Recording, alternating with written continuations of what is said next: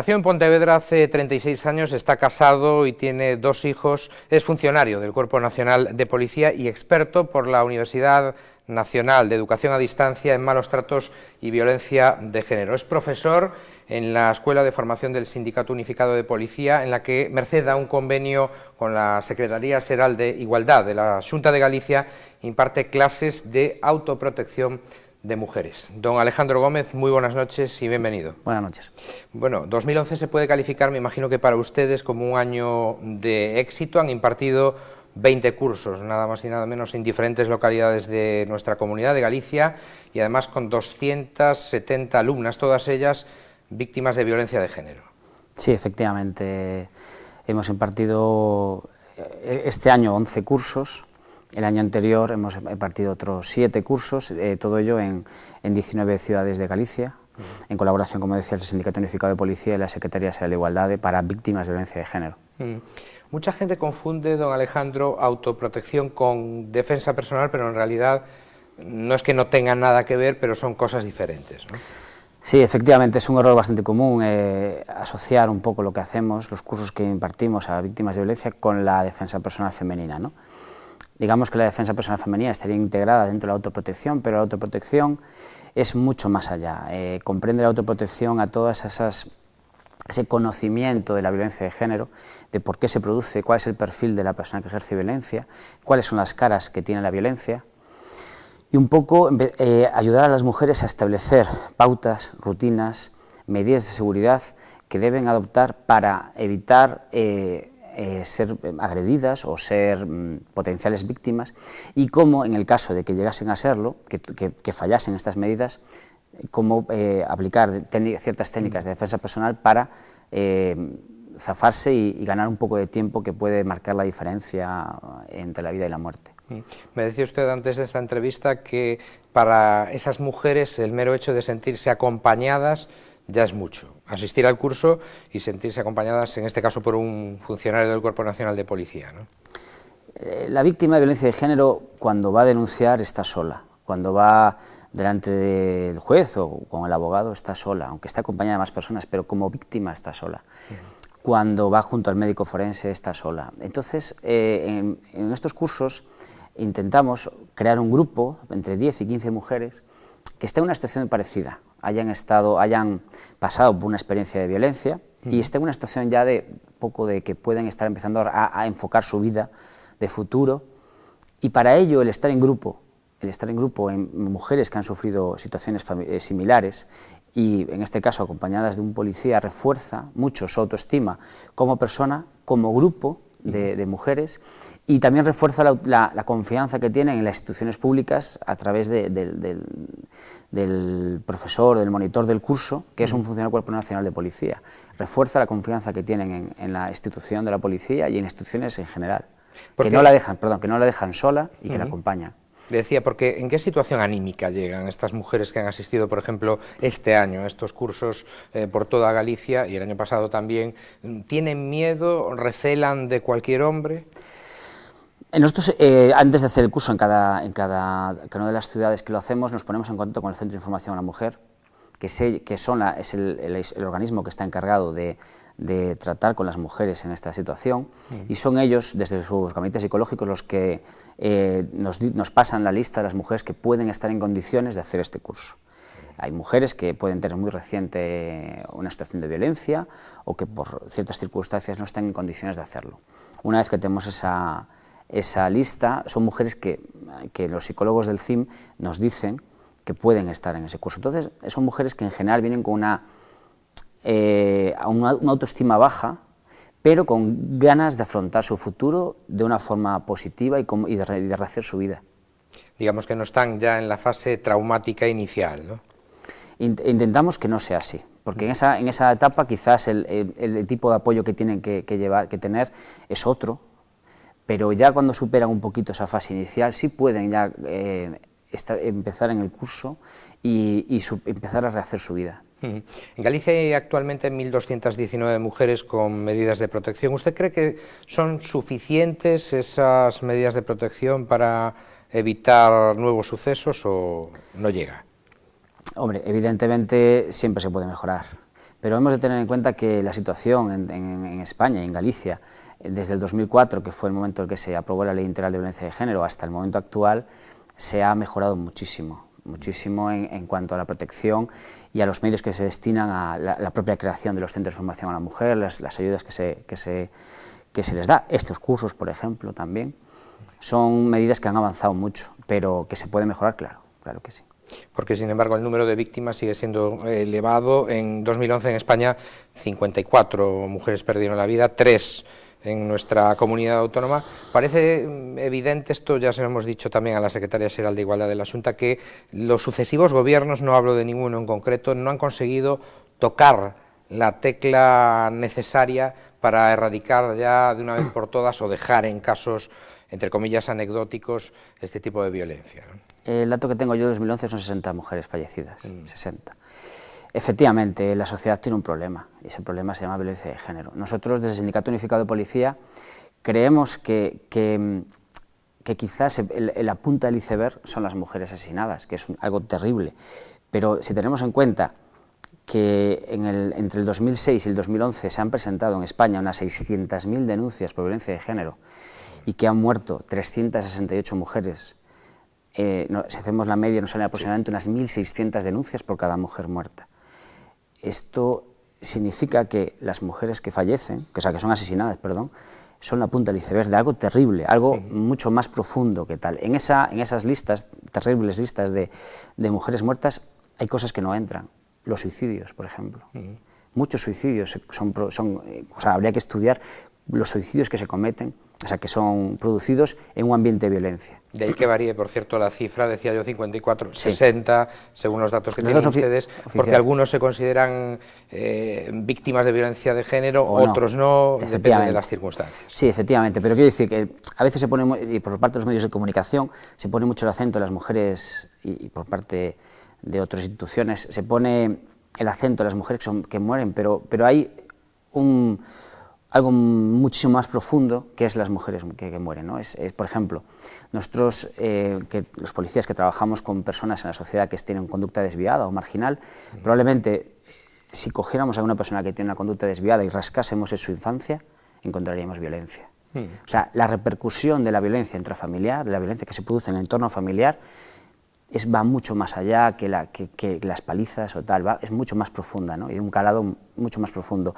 De hecho, en las últimas encuestas que se hicieron del gobierno en 2011, ya se incluía el perjuicio que se comete sobre los menores. En las anteriores, en el 2006, no se incluía ese perjuicio, ¿no?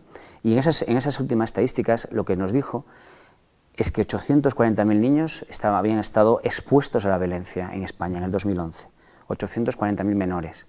Con lo cual son potenciales autores de violencia en el futuro, o pueden serlo. Termino con la cifra, aunque no me gustan mucho las cifras, pero termino con esa cifra, de los cuales 500.000 fueron agredidos, 500.000 menores. Respecto a lo que tú me planteas, que en el futuro es posible que un niño que se socialice a un ambiente violento, aunque no sea víctima directa, cuando hablamos de víctima directa es que recibe una agresión directa, una acción violenta, sí, o son amenazados o son violentados de alguna otra manera, el simplemente hecho de estar en un ambiente violento, en un entorno violento, efectivamente va a tener algún tipo de repercusión en su futuro, seguro. ¿Que se van a convertir en personas violentas? Es posible, pero no es seguro, no hay relación directa. Sobre eso hay bastante polémica a veces, ¿no? Cuando se habla de esto. Efectivamente, no va a ser bueno para el niño, no se va a desarrollar en un ambiente normal, entre comillas, ¿no? Y creemos que debemos, trabajando sobre las mujeres que sufren violencia, para que entiendan las situaciones de violencia y comprendan, a la vez estamos ayudando a sus hijos. En estas estadísticas también venía que el 78% de las mujeres que son agredidas, que son víctimas de violencia, el 78% son madres, tienen menores a su cargo. O sea, que estamos hablando de que hay entre la gran mayoría son madres y tienen hijos a su cargo. Por ahí han visto ustedes una vía también para atajar males del futuro, la futura violencia de género, atacando, entre comillas, a la educación. Han puesto ustedes en marcha un primer taller ya de niños o con niños en el Concello Coruñés de Ames, y creo que intentan extender ese tipo de talleres a otros institutos de Galicia, ¿no? Sí, efectivamente, en estas estadísticas que creó el Gobierno, que se hizo el confeccionar el Gobierno, pudimos ver elementos preocupantes, ¿no? de que niñas o chicas de 15, 16, 17 años asumían como positivo el control, las situaciones de control, las situaciones de dominio que ejercía su pareja sobre ellas, ¿no? Entonces, en colaboración con el Ayuntamiento de Ames, hicimos un primer taller de violencia de género, en el cual le exponíamos una actividad a los menores sobre la violencia de género, un poco para que interiorizasen por ellos mismos esos comportamientos violentos, por qué se producían, el por qué, ¿no? Y que reflexionasen un poco en cuáles son las consecuencias, por qué se produce, y todo esto lo hacíamos a través de una práctica de investigación, ¿no? Sobre la violencia de género, ¿no? Los poníamos un poco en la situación de ellos, como si fuesen investigadores policiales, para ir como haciendo un pequeño atestado de violencia de género, una actividad que les motiva mucho, y que ellos mismos saquen sus conclusiones, y que ellos mismos apunten dónde se falla, qué preguntas le harían a la víctima, qué preguntas le harían al agresor, qué preguntas le harían a los familiares, qué preguntas le harían a los testigos. Entonces, en esa pequeña práctica, ellos mismos se dieron cuenta de muchas cosas sin necesidad de decírselas. Ellos mismos desarrollaron el ciclo de la violencia, cómo se comporta el agresor, sin necesidad de nosotros decírselo. Ellos mismos lo desarrollan, porque en el fondo lo saben. Lo que pasa es que no se paran a pensar en ello. Ni a verlo ni a observarlo. La pregunta del millón, esta también se la hemos hecho en su momento a la Secretaria Xeral de Igualdad, a doña Susana López Abella, es la pregunta que yo creo que es el quid de la cuestión. ¿Por qué cree usted, y esto ya es un poco personal y por su experiencia tanto como funcionario del Cuerpo Nacional de Policía como profesor de autoprotección de mujeres, ¿por qué cree usted que los hombres le pegan o agreden a las mujeres? ¿Cuál es la causa profunda? Bueno, lo primero es que no solamente que les pegan, la violencia se ejerce de otras muchas maneras, no solamente es pegar, ¿no? Sí. Pero ¿por qué ejercen violencia? No tengo ninguna duda, es la desigualdad. El hombre no ve a su pareja como un igual, lo ve como alguien inferior, de ahí nace todo lo demás. Muchas veces se justifica con, por ejemplo, problemas de alcohol, problemas de drogas, problemas incluso culturales, pero esos son detonantes, catalizadores de la violencia, pero lo que está en el fondo es que esa persona, ese hombre, no ve a su pareja como igual, lo ve como alguien inferior. Esa para mí es la explicación, que de ahí mana todo lo demás. Y con el agravante además de que el hombre tiene mayor poderío físico, ¿no? Lo cual favorece el dominio ese. Sí, aparte, no solamente que tenga mayor poderío físico, sino que se siente en la obligación de hacer valer en su relación de pareja o en su relación familiar su poderío físico, o sea, su poderío, su superioridad sobre su mujer y sobre sus hijos. Me gusta hablar también sobre la violencia intrafamiliar, no tanto la violencia de género, que sí, por supuesto, pero también nos olvidamos a veces de los menores. A eso íbamos, a los términos. Lamentablemente ya tenemos que estar tristes por la muerte de varias mujeres este año a manos de sus parejas, de sus maridos, de sus compañeros.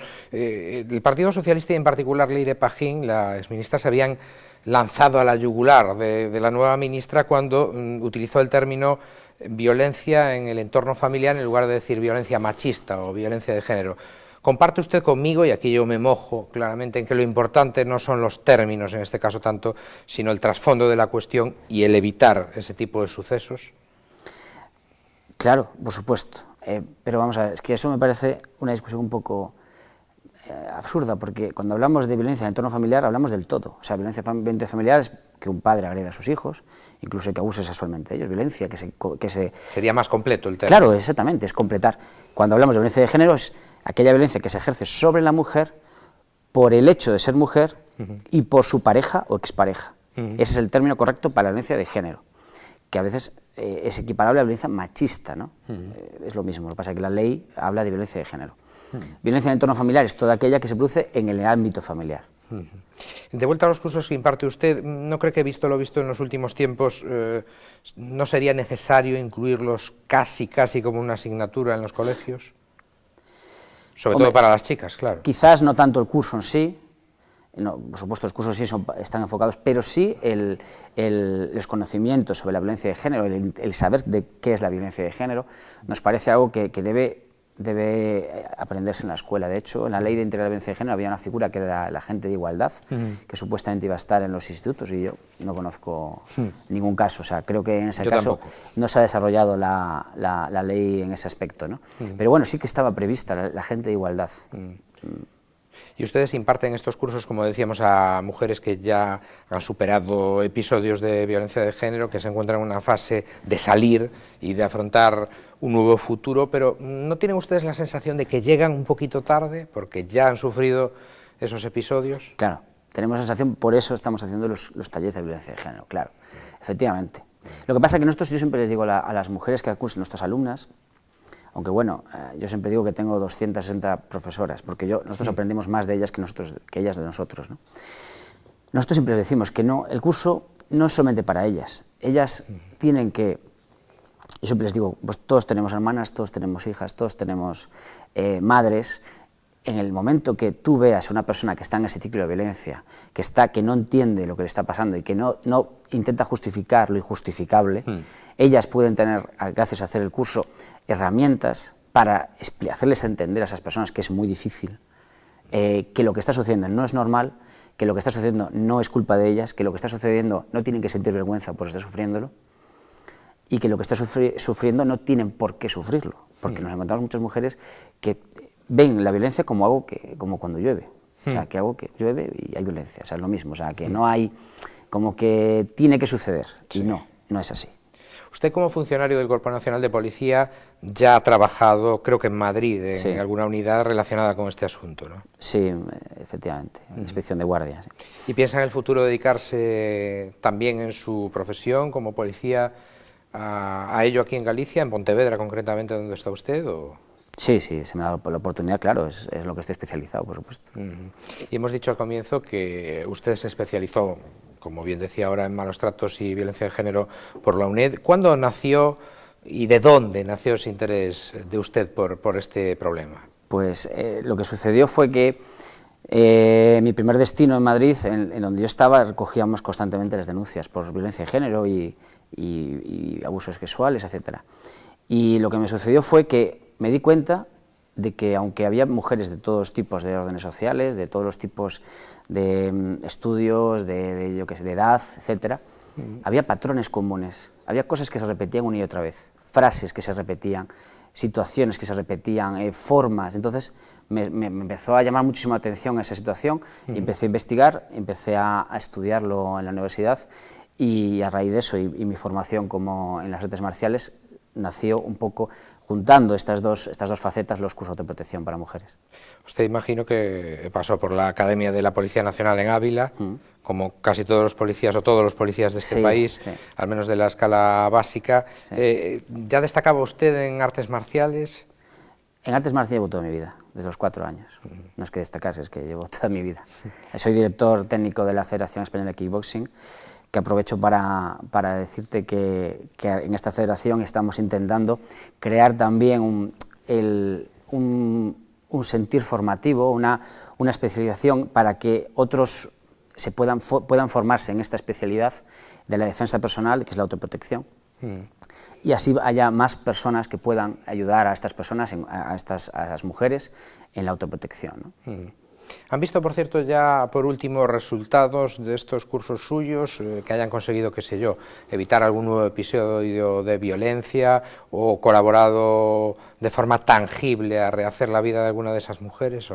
Pues mira, te puedo decir que gracias a Internet intento tener un contacto directo, constante con las alumnas del curso, gracias al Facebook, porque nos da la posibilidad de poder hablar de una forma reservada, sin que nadie pueda interferir, ¿no?, en esta comunicación con ellas, con la mayoría de las chicas, y te puedo decir que el resultado es realmente muy satisfactorio a nivel personal y profesional, porque te das cuenta de lo que les ayudas a estas personas que en esa situación que es tan compleja y difícil, que hay alguien que les ayuda, no yo, sino la Secretaría Social de Igualdad y el sindicato, que les echamos una mano y lo agradecen constantemente, ¿no? Y bueno, y ves que se crean también lazos entre ellas, de mujeres que han estado en un curso, en otro, y a través de esta herramienta pues están en contacto y crean y se ayudan oye, pues tengo que ir al abogado, esto está muy bien. Se interrelaciona. Aparte, sí nos pasó con una mujer que había, durante el curso sufrió una agresión, porque daba la casualidad que vivía con que nos ha pasado un par de veces, ¿no?, de que mujeres que estaban conviviendo, sintiéndose obligadas a convivir con la persona que les había agredido por motivos económicos, etcétera, y una de ellas sí me hizo llegar que había sido agredida y que consiguió zafarse la agresión y pedir ayuda, ¿no? Lo cual fue muy satisfactorio para nosotros, pero bueno. Me imagino. Claro. Pues vamos a ver si estos cursos continúan. Seguro que por parte del Sindicato Unificado de Policía del SUB no hay ninguna duda. Ninguna duda. La idea fue de su secretario general en Galicia, José Freire, que ha estado con nosotros también en este espacio en Nove Acción. Sin duda, por esa parte no va a haber problema. Vamos a animar a la Secretaría Xeral de Igualdade de la Xunta a que también continúe aportando su granito de arena para que los cursos continúen, porque como se ve son efectivos y dan unos resultados óptimos entre las mujeres. Esperemos que sí, claro que sí. Don Alejandro Gómez, gracias por haber estado con nosotros, suerte con los cursos y hasta una próxima ocasión. Muy buenas noches. Gracias por invitarme. Buenas noches. Y ustedes ya saben que tienen una cita aquí en Popular Televisión Galicia, Nove Acción, a eso de las 9:30 de la noche, de lunes a jueves. Que pasen una feliz jornada, lo que queda de ella.